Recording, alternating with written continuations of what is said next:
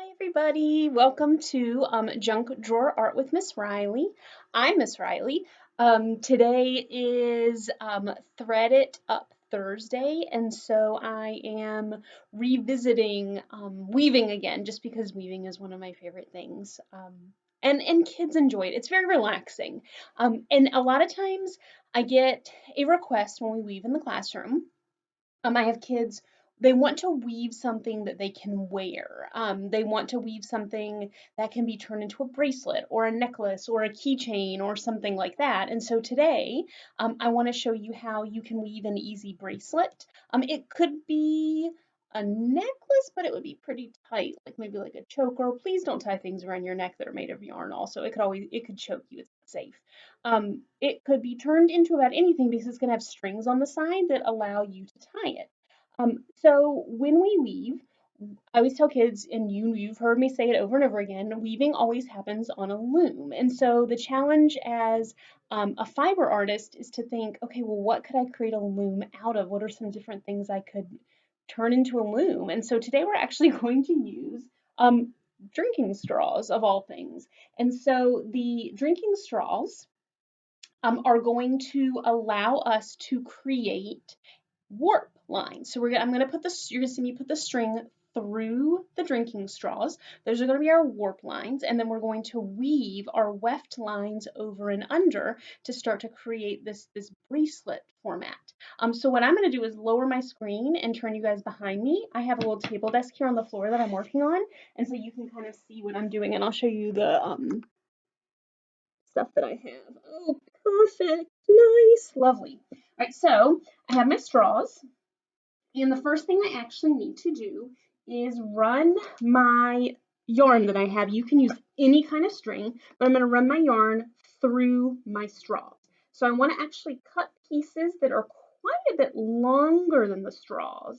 And how long you cut these are your warp lines. That's going to be what you tie on your body. So if you want it to be a necklace, you want to make these extra long. If this is going to be a bracelet, this would be plenty long enough, just enough to stick out of the ends.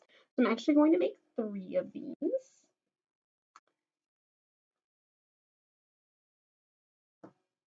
Boop. I am going to put them through the straws. You can just keep pushing and the straw will eventually work its way down. I know it seems weird. I can already see it, it's almost there. So I'm just pushing the string through until I see it poke out at the end. Let's see. Oh, it's right there.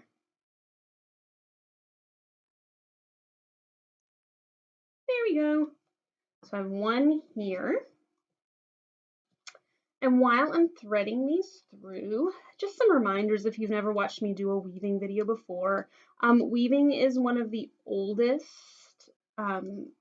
arts, period, that human beings have done. Weaving is how humans made fabrics that they wore, that they kept themselves warm with for thousands of years before we had machines to do it for us.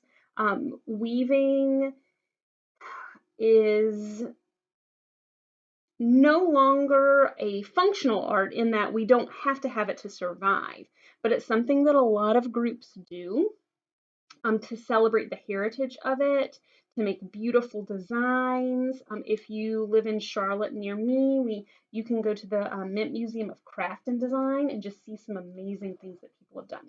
So once I have my straws set up with my strings through them, I'm actually going to take just a little piece of masking tape here and tape down one edge to my desk or my table or whatever I'm working on. You don't want it on the actual fabric. You just want to kind of keep this still, because if not, it's going to go all over the place and you won't be able to get any weaving done. So next I'm going to take my weaving thread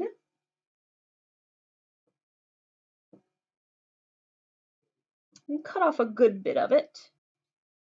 If you cut, I always tell kids, because I do self-service yarn in my room when I'm weaving, I always tell my kids, if you cut off this much, You're going to have to keep getting up and down, up and down, up and down, adding more yarn, adding more yarn. You want to get a good bit, not long enough to get your whole body tangled up, but enough to get started. So I'm going to come down to this first straw here, slide this all the way down, and tie a knot. And this is going to be where my weaving starts. We always secure our first knot. If you don't, it will come undone. And your whole weaving will be ruined. I'm actually going to double knot that bad boy too, just to make sure. I'm doing it left-handed and I'm not left-handed. There we go. All right, so this is the hard part. The weaving part is simple and it's the same over, under pattern that we've been doing.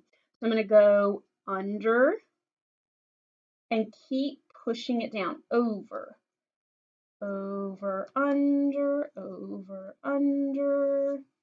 push it down. The better you get at this, number one, the quicker it goes, but also feel free to add more straws. So what I'm going to do now is I'm going to keep weaving. Oh, and see, I made the fatal mistake of pulling the string out. That's what you need to be careful with. That's your biggest concern when you've got it here. If you are really worried about it, you can knot or tie off these at the end, and that's actually something that can be pretty useful to do now that I'm looking at it. A lot of times I do this at the end, but this might be something helpful to do. No, leave it like that. If you knot it, you won't be able to take your straws off. You just got to be careful. So I'm going to keep going over and under, just being really careful of my strings. Back and forth, loop it back over. Under, over, under, back and forth. So what I'm going to do now is actually I'm going to give you guys a break and I'm going to get this woven out a good bit and then we'll come back and I'll show you how to tie it off. So I am almost done. I've been going over, under for quite a while now. And I'm sighing. I actually like it. I've told you before, I think weaving is very relaxing. It's nice to have something to keep your hands busy and then your brain can think. You like how you have some of your best thoughts in the shower, how you have some of your best thoughts when you're driving to work, doing kind of like these routine things. I have some of my best ideas when I'm weaving. So once I get here to the end, you do not need to worry if it doesn't go. If you want to go the whole way, you can. This can go as far as you want it. But what I'm going to do is just kind of do one last over under and bring it here. And I'm actually going to tie it off on itself. So I'm going to pull up that last little piece of yarn right there and kind of loop it back. I don't want to tie it to the straw necessarily because I'm about to yoink those off. Nice. All right, so I've got it tied off there. I'm going to trim it. And now here's the fun part. So if you did it nice and tight and you kept everything together, what you should be able to do now, because you have your strings here, is pull. You got it? Are you watching me? All right. Pull this down onto the strings, pull the straws off, and then you have your yarn weaving left behind. To make it more secure, what I always do when I have weaving is, so no matter how many strings you have together, you can tie them off in the same way. Tie two and knot them, and then tie this one. So you're just knotting it to one beside it.